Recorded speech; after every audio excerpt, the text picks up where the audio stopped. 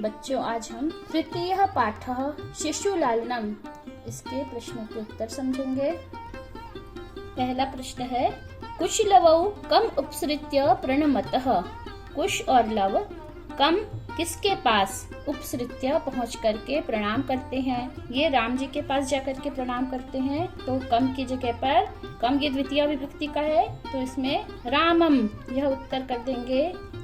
कुश लवौ रामम उपसृत्य प्रणमतः। दूसरा प्रश्न है, तपोवनवासिनः कुशस्य मातरम केन नामना आह्वयन्ति। तपोवन के वासी कुश की माता को किस नाम से आह्वयन्ति बुलाते हैं? तपोवन के वासी कुश की माता को देवी नाम से बुलाते हैं, पाठ में हमने पढ़ा है। इसका उत्तर लिखेंगे, तपोवनवासिनः कुशस्य मातरम देवी इति नामना आह्वयन्ति। प्रश्न 3, वयोनुरोधात् कः लालनीयः भवति। वय के अनुरोध से उम्र के कारण कौन लालनीय होता है, जिसको वात्सल्य किया जाता है? तो वयोनुरोधात् शिशुः लालनीयः भवति। कः में प्रथमा है, प्रथमा विभक्ति एकवचन। केन संबंधेन वाल्मीकिः लवकुशयोः गुरुः। किस संबंध से वाल्मीकि लव और कुश के गुरु हैं? उन्होंने उनका उपनयन किया था, तो उपनयन और उपदेशेन, उपनयन और उपदेश के संबंध से। उपनयन उपदेशेन तो दोनों को संधि करके लिख लेंगे। उपनयनोपदेशेन वाल्मीकिः लवकुशयोः गुरुः, या उपनयन उपदेशेन उपनयन उपदेशस्य संबंधेन, ऐसा भी कर सकते हैं। फिर है, कुत्र लवकुशयोः पितुः नाम न व्यवह्रियते। कहाँ पर कुश और लव के पिता का नाम व्यवहार में नहीं प्रयोग किया जाता था? तपोवन में, है ना। कुत्र का सप्तमी विभक्ति के अर्थ में प्रयोग होता है। तपोवने लवकुशयोः पितुः नाम न व्यवह्रियते। तपोवन में लव और कुश के पिता का नाम नहीं लिया जाता था। इन प्रश्नों के उत्तर एक पदेन लिखा है, लेकिन आप एक वाक्य में भी इसको समझ लीजिएगा। एक वाक्य में भी कभी कभी आ जाते हैं। अधोलिखितानां प्रश्नानां उत्तराणि संस्कृत भाषया लिखत। अब इसको हम एक वाक्य में ही तैयार करेंगे। एक पद में भी आ जाता है तो आप लिख सकते हैं, रामाय लवकुशयोः कंठाश्लेषस्य स्पर्शः कीदृशः आसीत्। राम के लिए चतुर्थी विभक्ति है, लवकुश का कंठश्लेष गले लगाया था, वह किस प्रकार से उनको महसूस हुआ? रामाय लवकुशयोः कंठाश्लेषस्य स्पर्शः हृदयग्राही आसीत्। उनके हृदय को स्पर्श कर गया, हृदयग्राही था। रामः लवकुशौ कुत्र उपवेशयितुं कथयति। लव और कुश को राम कहाँ बैठने के लिए कहते हैं? रामः लवकुशौ सिंहासने उपवेशयितुं कथयति। सिंहासन पर बैठने के लिए कहते हैं। फिर है तीसरा, बाल भावात् हिमकरः कुत्र विराजते। बाल भाव के कारण छोटा चंद्रमा कहाँ पर विराजित होता है? छोटा चंद्रमा मतलब द्वितीया का चंद्रमा। हिमकर चंद्रमा को बोलते हैं। बाल भावात् हिमकरः पशुपति मस्तके विराजते। बाल भावात् हिमकरः पशुपति मस्तक केतकच्छदत्वं विराजते। बाल भाव के कारण जो चंद्रमा है वह पशुपति के मस्तक पर केतकी के फूल के स्थान पर विराजित होता है। जैसे केतकी का फूल देवताओं के ऊपर विराजित होता है, लेकिन केतकी का फूल बोलते हैं शिव जी को नहीं चढ़ाना चाहिए। हम केवल इतना भी लिखेंगे तो चलेगा, बाल भावात् हिमकरः पशुपति मस्तके विराजते। कुशलवयोः वंशस्य कर्ता कः। कुश और लव के वंश का कर्ता, उनका मूल जनक कौन है? कुशलवयोः वंशस्य कर्ता भगवान सहस्त्रदीधितिः। भगवान सहस्त्रदीधिति सूर्य को बोलते हैं। कुशलव्योः मातरम वाल्मीकिः केन नामना आह्वयति। कुश और लव की माँ को वाल्मीकि ऋषि किस नाम से आह्वयति बुलाते हैं। यहाँ पर केन नामना, इसमें दोनों में तृतीया विभक्ति है। कुशलव्योः मातरम वाल्मीकिः वधूः इति नामना आह्वयति।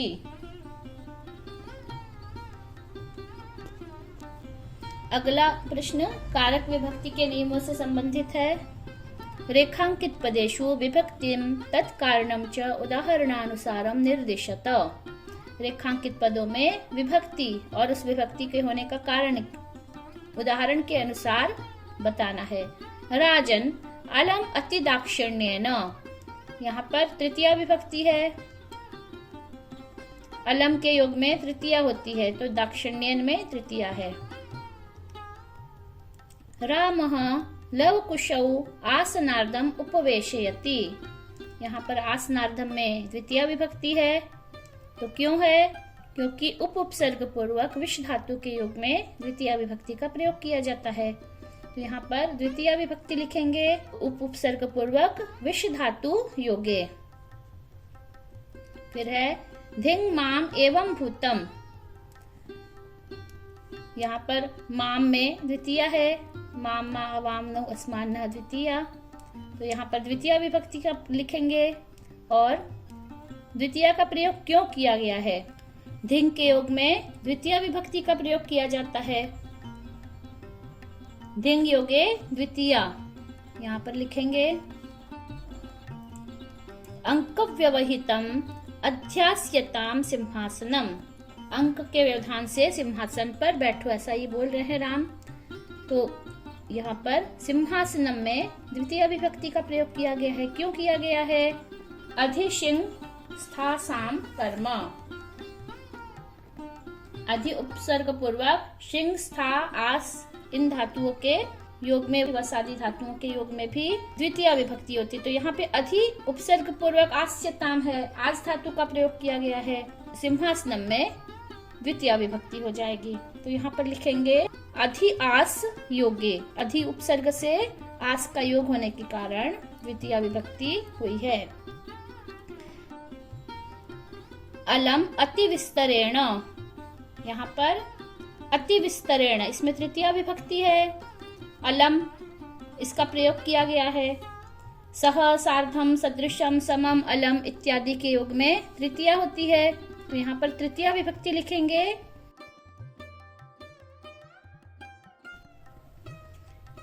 रामम उपसृत्य प्रणम्य च,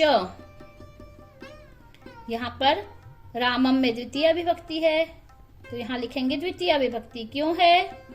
उपसृत्य उपसर्ग पूर्वक श्री धातु के योग में द्वितीय विभक्ति होती है।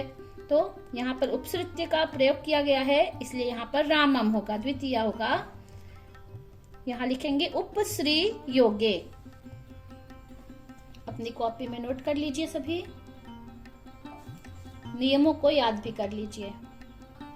प्रश्न 4, यथा निर्देशम उत्तरत, जैसा निर्देश किया गया है वैसा उत्तर देना है। जानाम्यहम तस्य नाम ध्येयम अस्मिन् वाक्ये कर्तृपदम किम, जानामि अहम, मैं जानता हूँ उसका नाम। इस वाक्य में कर्तृपद, कर्ता क्या है? इसमें कर्ता क्या है समझ में आ रहा है? जानामि अहम, अहम कर्ता है। ठीक है, तो अस्मिन् वाक्ये कर्तृपदम अहम अस्ति।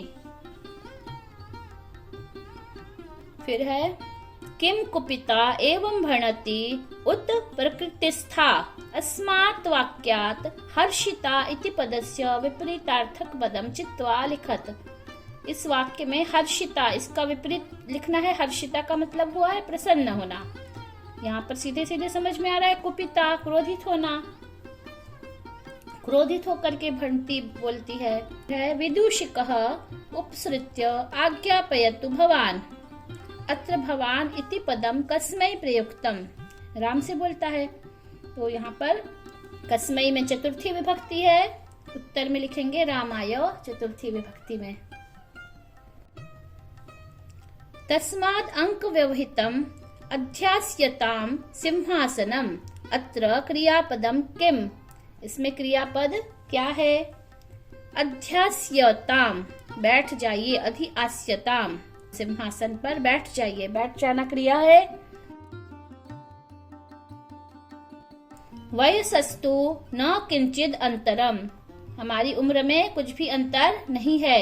अत्र आयुष्यः इत्यर्थे किम पदम प्रयुक्तम, आयुष के अर्थ में, आयुष वय उम्र, इसके अर्थ में वयसः यह शब्द प्रयुक्त है। आयुष्यः इत्यर्थे वयसः इति पदम प्रयुक्तम। अधोलिखितानि वाक्यानि कह कम प्रति कथयति, अधोलिखित वाक्यों को कौन कह रहा है और किसके प्रति कह रहा है। यहाँ पर जो कह रहा है कह, उसमें प्रथमा विभक्ति का प्रयोग करेंगे और जिसको कह रहा है उसमें द्वितीय विभक्ति का प्रयोग करेंगे। सव्यवधानम न चारित्र्य लोपाय, कौन कह रहा है और किससे कह रहा है। पाठ में देखेंगे ये लिखा हुआ है रामः कथयति, और किससे कह रहे हैं, उभौ, उभौ की जगह लव कुशौ लिखेंगे। रामः लव कुशौ कथयति। किम कुपिता एव भणति उत प्रकृतिस्था, विदूषक कह रहे हैं कुश से, यहाँ विदूषक कह लिखेंगे और कुशम प्रति कथयति, कुशम लिखेंगे कम की जगह पर। जानाम्यहं तस्य नामधेयम्, यहाँ पर कुश बोल रहे हैं राम से, तो कुशः रामम प्रति।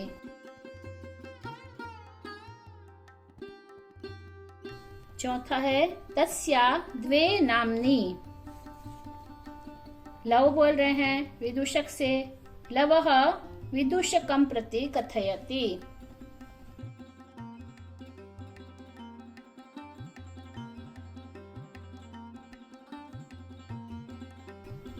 वयस्य अपूर्वम खलु नामधेयम्, विदूषक से राम, रामः विदूषकम प्रति कथयति। पूरे पाठ को, नाटक को अच्छी तरह से एक बार और पढ़ लीजिए। अगला प्रश्न है मंजुषातः पर्यायद्वयं चित्वा पदानां समक्षम लिखत, प्रत्येक पद के दो पर्यायवाची इसमें लिखे हुए हैं, उनको ढूंढ करके हमको लिखना है। हिमकरः, इसके पर्यायवाची ढूंढना है।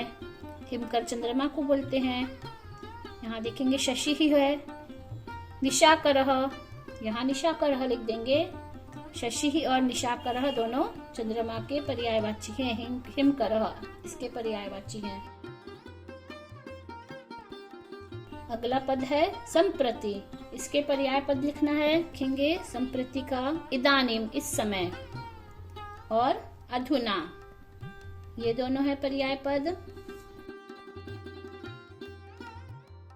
अगला है समुदाचारः, कोष्ठक में देखेंगे इसमें शिष्टाचारः ये है, और सदाचारः ये दोनों इसके पर्यायवाची लिखे हैं।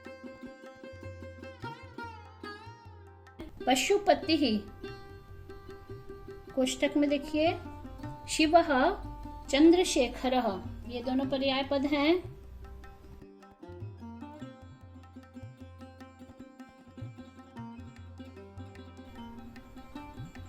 तनयः, कोष्ठक में सुतः और पुत्रः, ये दोनों पद लिखे हुए हैं।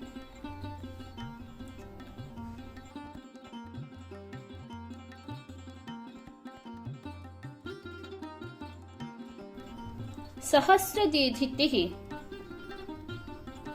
इसका सूर्यः और भानुः, ये दोनों है।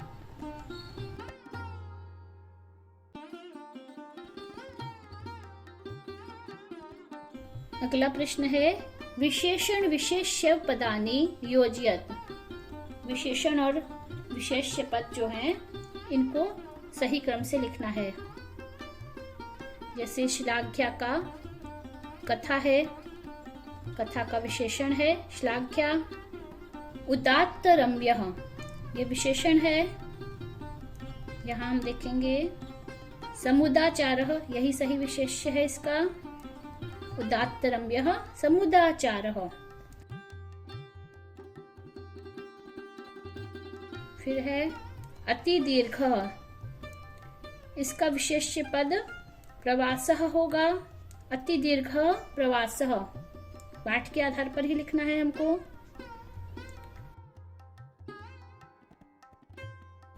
फिर है तीसरा विशेषण है समरूपः। समरूपः कुटुंब वृत्तान्तः।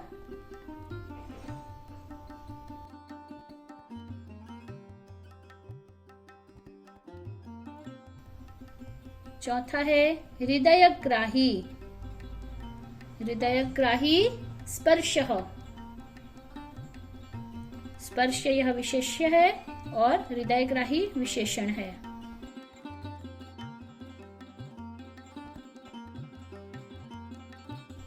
कुमारयोः, कुशलवयोः। कुश और लव इस विशेष्य का, कुमारयोः यह विशेषण होगा।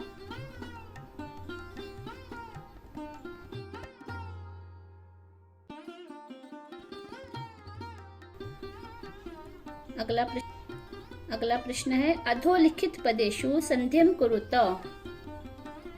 इन पदों में संधि करना है। द्वयोः अपि, विसर्ग संधि है, विसर्ग को र हो गया है। द्वयोरपि।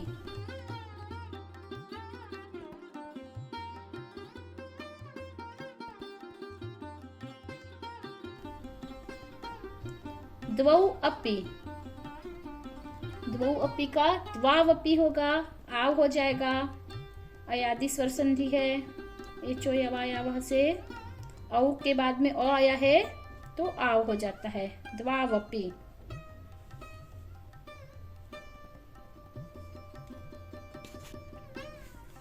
कह अत्र, इसमें विसर्ग है, विसर्ग संधि होगी। विसर्ग को ऋत्वोत्व गुण से को अत्र हो गया है। कोत्र पूर्व रूप हो जाएगा। फिर इसमें आप विसर्ग संधि समझ सकते हैं। अनभिज्ञः अहम्, इसमें भी वही है। अनभिज्ञो अहम्, अनभिज्ञो हम अवग्रह हो जाएगा और के स्थान पर।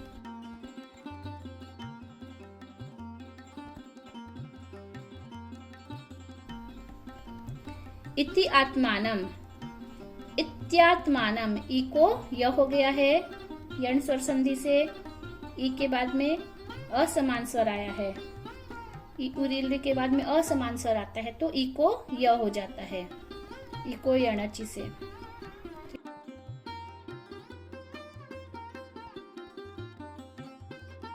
अभी छात्र संधि का नाम भी लिखेंगे जिससे कि आपको मालूम रहेगा कि कौन सी संधि है।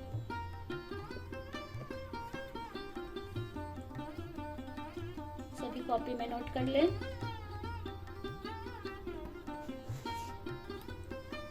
अधोलिखित पदेषु विच्छेदम कुरुत, संधि का विच्छेद करना है। अहम अप्येत ततेहो, और यहाँ पे अहम और अपि में म में हलंत है हो गया है, व्यंजन संधि है यहाँ पर। अहम अपि इको यण स्वर संधि से। एतयोः,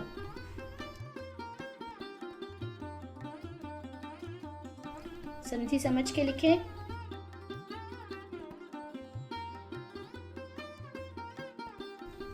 वयोनुरोधात्, वयः अनुरोधात्, विसर्ग संधि है।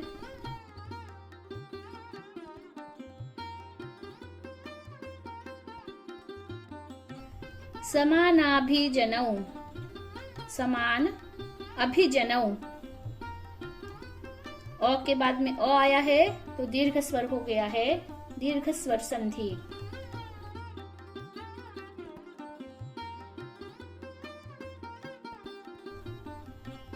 खल्वेतत्, खलु एतत्, उ को व हो गया है।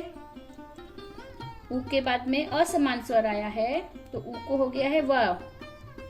यहाँ पे भी यण स्वर संधि है।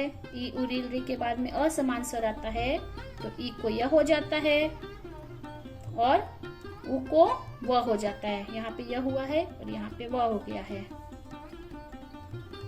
उ को व, यण स्वर संधि, संधि का नाम लिखे।